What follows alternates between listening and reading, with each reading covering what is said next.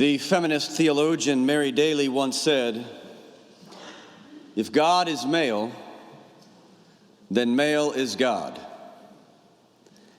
And the concept of a divine patriarch will oppress women as long as he is allowed to live on in the human imagination. But abandoning a male image of God in our minds is easier said than done. Because all of us have been conditioned to see God over the years as an old white man with a long flowing beard like Zeus, or in one of those paintings by Michelangelo.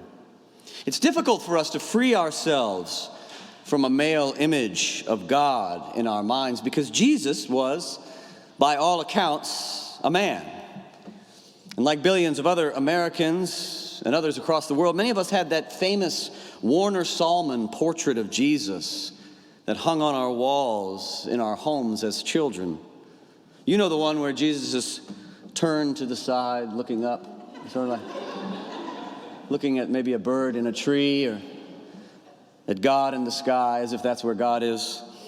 Looking holy with those classic European features, long brown hair shimmering like gold in the angelic light shining down upon his face. And we all know that that is not what a Palestinian Jew from Galilee looked like. But it doesn't make it any easier for us to shake the image of a male God embedded in our heads. Even though Jesus never talked about what it means to be a man, his maleness is still a factor that impacts our image of goodness, godliness. And yet, on the other hand, we find throughout the Gospels Jesus consistently breaking ties with the patriarchy of his day. He refused to take a traditional path laid out for men in society at the time. He did not get married. He did not have any children. And in the first century, a Jewish man who did not have a wife by the age of 30 would have been considered very strange. Also, unlike other Jewish teachers, Jesus had women disciples like Mary Magdalene and others, women who were financing his ministry. He transgressed purity codes and patriarchal laws and gender norms by talking directly to women, which was unheard of at that day, healing women who were sick, praising women for their faith, eating with sex workers, inviting women to anoint his feet, empowering them even to preach the good news of God to their people. Not to mention, without women like his radical mother Mary and the Marys who went to the tomb on Easter morning, we wouldn't know anything about Jesus at all, and there would be no Christianity in the first place. So the question is, how did the story of a man who broke ties with the patriarchy in his day and consistently empowered women become a religion dominated by men that has subjected women for 2,000 years? I know what some of you are thinking. It's Paul's fault. I knew you were thinking that. Well, feminist and womanist scholars in recent years have revealed that Paul was something of a radical egalitarian for his day as well. But yes, people have certainly misused the writings of Paul to oppress women and many others. But it's not just Paul. The Gospels have been misinterpreted and misconstrued as well. So this Lenten season and this Women's History Month, we're looking at the stories of women in the Gospel of Matthew that challenge our assumptions, break down binaries, and help to overturn the patriarchy. In the last year, we've seen some setbacks for women. We've seen women's reproductive rights stripped away by the Supreme Court, setting the fight for gender equality back 50 years. A Pew Research study last year, in 2022, found that women still earn 82% of what men earn for the exact same jobs. And you might say, how is that legal? Well, the Equal Rights Amendment that was fought for by first and second wave feminists and passed by Congress in 1972 wasn't ratified by enough states by the deadline, which means that equal rights for women is still not the law of the land.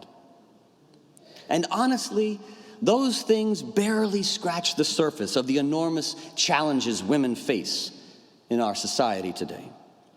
Life in the first century was also quite difficult for women. They were considered the property of their fathers or husbands, married off at an early age, required to bear children, unable to survive without subsistence provided by the male in their household. Sometimes that was even their child. They were looked down upon and subjected to harsh laws that governed their lives. The death of a husband left a woman destitute, hence the many calls throughout the Bible to care for widows in their distress. Women had very little autonomy or control over their lives, and when they took control and asserted their autonomy, it was incredibly dangerous. Men typically responded with violence and cruelty to keep women in their place. So, how did women get what they needed to survive? They often had to risk their safety and their sanity, their lives, to take what they needed, or persuade a man to get it for them, which is how women became so much more resourceful than men. Matthew 9 is the story of two women. A 12-year-old daughter of a leader of the synagogue. Mark calls this man Jairus, and a woman who has been suffering from a hemorrhage for 12 years. The daughter lived 12 years as the privileged child of a predominant leader in the community and then became ill. The other woman had suffered for those same 12 years in agony, ostracized and humiliated by the community, and finally mustered up the courage and the grit and determination to take a hold of her healing. As the leader of a prominent synagogue in Myers Park, who now has a 13-year-old daughter, I can relate to Jairus in this story. There are no lengths I would not go to help my daughter if she was in need of healing. There's no mountain I would not climb, or river I would not cross, or money I would not pay, or physician I would not find to help my daughter. So I can feel Jairus' pain as he comes to Jesus in this story, which is why I believe something is missing here. After Jairus pleaded to Jesus on behalf of his daughter, we never hear from him again. How could that be? We never hear what he thinks about the fact that Jesus has stopped in the middle of going to heal his daughter to interact with this other woman while his daughter is still dying. We never hear what he felt about his daughter dying in the course of the time that Jesus was busy healing this other woman suffering from hemorrhages. We don't hear his grief. We're never even told how Jairus felt or reacted, and I can't accept that. As a father, I can't accept that. What father in their right mind would have said nothing to Jesus about taking time to heal this other woman? What father would not have advocated more forcefully and furiously to overcome this interruption that cost his daughter's life, to try to save his own daughter's life? Why didn't he say anything to Jesus when the woman came up from behind? I would not have been as quiet as Jairus. I'm not sure that speaks highly of me. And I wish we had a record of a reaction where Jairus expressed himself like a 21st century man would have expressed himself. Possibly where a 21st century man might have mansplained Jesus or the woman who interrupted Jesus. It would make this story feel more human, more real, more authentic. It might sound something like, "Ma'am, excuse me, ma'am. I was here first. I don't know if you noticed that. And I asked Jesus to heal my daughter before you showed up here. And unlike you, my daughter's actually dying. I know you're bleeding and all that, but my daughter's dying. And as you can see, I don't know if you noticed, I'm the leader of a prominent synagogue. I haven't seen you there in a while. And I don't know what you're doing, but you can't come up behind a man in this day and age and touch him without his permission. So if you could just kindly back off so I can get Jesus to my house in time to heal my daughter, and then he can see you later." The fact that we hear nothing like this from Jairus is incredibly strange. Did he stand idly by while this woman swooped up behind Jesus and interrupted his daughter's healing? Was Jairus fuming in silence? Did he say something horrifying that neither Mark or Matthew was willing to record? Herein lies the radical part of the story. Even though Jairus' pleas to Jesus to heal his daughter is what starts this story, Jairus quickly fades into the background until we're left with only the women and Jesus, two daughters in need of healing and the great physician. And here's the crazy thing. As soon as Jairus is out of the picture, Jesus gets busy healing and saves both women's lives, transforming this story of healing into a story of resurrection. It reminds me a lot of what happened at the empty tomb. You know, the women went out at dawn in the morning to anoint the body of their teacher and found nothing, no body. They ran back to find the male disciples like Peter, who ran to the tomb then with them and then left to go home befuddled. But the women lingered, and it's not until the men are out of the picture. Have you heard me yet about this church? Are you listening? It's not until the men are out of the picture that the risen Jesus shows up in full force. It's almost like the resurrection could not happen until the men had gone home and were out of the way. Some of you, the women are laughing. The men are just staring at me. When Reverend Mia McLean was called to be the first woman pastor of the Riverside Church in D.C., someone asked me, Ben, you've had 3 associate ministers, women who have gone on to become the first woman pastor in the history of a Baptist church. Reverend Lauren Eford, Reverend Chrissy Williamson, Reverend Mia McLean. And this person asked me, how did you help these women to get to that level? And I said, help. They didn't need any help from me. All I did was get out of the way. Amen? Get out of the way. There are times when those of us who identify as men simply need to get out of the way so that miracles can happen, so that healing can happen, so resurrection can happen. Sometimes as men, we need to get out of the way so Jesus can show up and do his thing. Once Jairus was no longer the center of the story, once his privilege was out of the way, Jesus showed up and started healing. So maybe Jairus is a model for us, privileged men. His silence. When 2 or 3 women are gathered in need of healing, we need to take a step back, decenter ourselves, get out of the way, and patiently wait our turn. Some of you are saying, the men probably, what about Jairus' needs? What about his daughter and what she needed? Jairus got what he needed. Did you notice? His daughter was eventually healed, but not until Jesus attended to the woman with the hemorrhage. Jairus had to wait for Jesus to heal another woman. He had to walk all the way home, hear the flutes playing, see the funeral procession, listen to his family crying loudly in grief, experience the crowd making a commotion, hear people jeering at Jesus. Jairus had to learn his own daughter had died, and yet in the end, he still got what he needed. He just had to wait for somebody else to be healed. He just had to wait to get what he needed. And because he waited, he actually got more than he bargained for. He got more than healing. He got a resurrection, a story to tell, a testimony about his daughter. Part of the reason patriarchy rears its ugly head so often in our lives is that we live today in a hyper-competitive dog-eat-dog world. It teaches us from an early age that there is only so much to go around, and it's every man for themselves. We men tend to think, I've got to get what's mine before you do, or there won't be anything left. It's one of the lies that props up the patriarchy. And we're all victims of this, regardless of our gender, this lie, and we call it scarcity.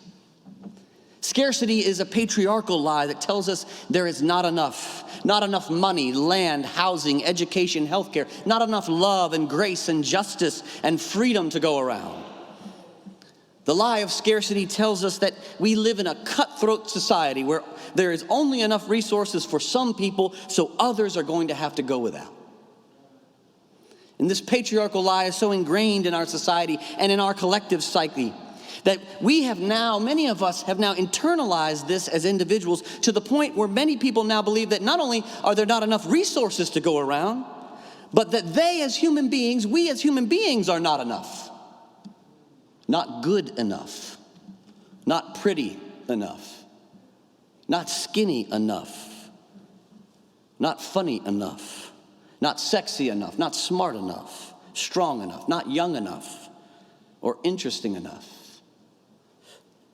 This patriarchal lie of scarcity has convinced us of the false belief that our world is deficient and that we are deficient as well.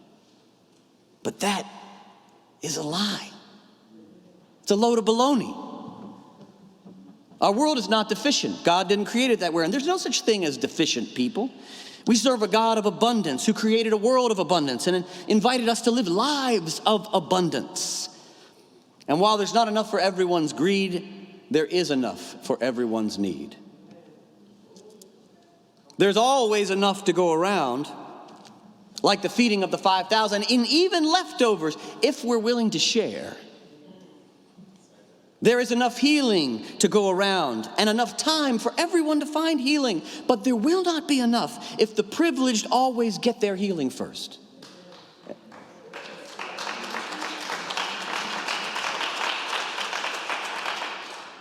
If Jesus had ignored the woman who was hemorrhaging because Jairus had got to him first, then only one daughter would have found healing. But Jesus stopped to make time for her and still had time to raise Jairus' daughter. Because there's always enough healing to go around. There's always enough healing for everyone, so long as the privileged are willing to take a step back and wait so that others can get their chance. But there's another beauty in this story. It shows us that women don't need to wait around for privileged men to find out about the divine logic of abundance. No. That's why I love the woman in this story with the hemorrhage. She didn't care what was going on with Jairus or that he was a powerful religious man, the head of the synagogue. She'd been bleeding for 12 years, ostracized from society, looked down upon and rejected, yet she had the audacity to believe in herself, to believe that she was enough, that she deserved healing. She had the audacity to believe that her social status should not keep her from finding healing. She had the audacity to believe that touching Jesus was enough to save her. And she didn't wait for Jesus to come to her or for society to make it possible for her. She interrupted the situation. She went to Jesus. She had the audacity to believe that touching even the hem of his garment, just the hem, would be enough to save her. Does anybody have the audacity of this woman? She took a risk. She took a chance. She went on a leap and a prayer. She hoped against all hope. She believed against all unbelief. If she could just touch a string on the end of Jesus' cloak, she would be healed, and her faith was rewarded. Jesus' words to this woman are a powerful, powerful energizing force that eviscerates the lie of scarcity and testifies to the truth that every one of us is enough. He said to the woman, "Take heart, daughter. Your faith has made you well." Jesus called her daughter. He named her as his beloved child. He made her a part of his own family. He included her in the community that had kicked her out. He praised her faith and made her whole because she was willing to interrupt the patriarchy and to come up from behind and take the healing that she needed for herself. And in this patriarchal society that we live, sometimes people will have to come up from behind, through the back door, and around the way to get their healing. And that's just what she did. The woman's audacity in Jesus' response means that no matter what you're going through right now, you are enough. No matter what sickness you have, you are enough. No matter what troubles you have in life, you are enough. No matter what you look like or what you think you look like, you are enough. No matter how you feel about yourself, you are enough. In her book, The Sun and Her Flowers, the Punjabi poet Rupi Kaur says, "The greatest lesson every woman should learn is that since day one, she's already had everything she needs within herself. It's the world that convinced her she did not." In this late pandemic moment, when COVID is still hitting people hard, when women are being disenfranchised again, when our healthcare system is broken, when smartphones are changing all of our brains, when excess screen time is making our children sick, when social media is making our young people depressed and sad, when oppression is bearing down on so many, when we are divided against one another as a society because we'd rather argue with each other about ideology than helping somebody in need, everybody is in need of healing in our society today. Yet, like Jairus, those of us who've always had access to healing need to stand aside and stand back so others can find their way in today. Because it's not just about my healing or your healing, it's about everybody's healing. And everybody can get healing if we prioritize those who are on the outside first. We have a tendency as human beings to feel neglected simply because someone else is getting attention. That's the lie of scarcity eating away at our humanity. Yet inside this story, there is a vision for an alternative community. A family where everybody is enough and everybody gets what they need. A church where everyone can find the healing that they need. A community where there is enough time and attention and love for everyone. A beloved gathering where there is a place for everyone and a role for everyone. Young and old, black and white, gay and straight, male and female, trans and non-binary. But in order for us to create that kind of community, people like me, like the Jairuses of the world, who've been the leaders of the church for years, need to step back and prioritize the people who are just showing up in the middle of our story. Like the woman who is hemorrhaging, the people coming with an urgent need, and figure out what it means to put their healing first. That's what the church is for. That's what it means to be the church, what it means to be an inclusive community of abundance. It's to put other people first. It's always been to put other people first.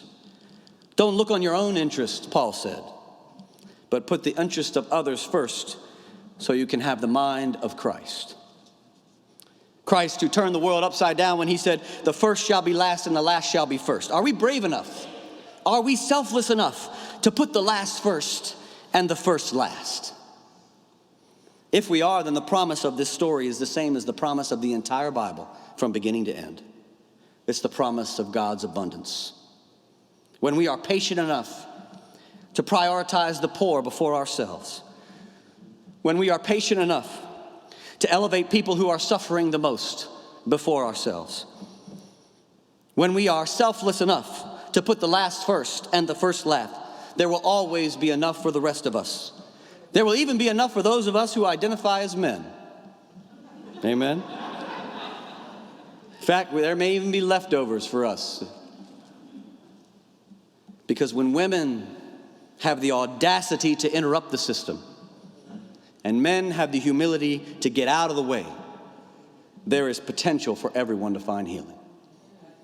When women have the audacity to interrupt the system, and men have the humility to get out of the way, there is potential for everyone to find healing, and even the possibility of resurrection. Amen.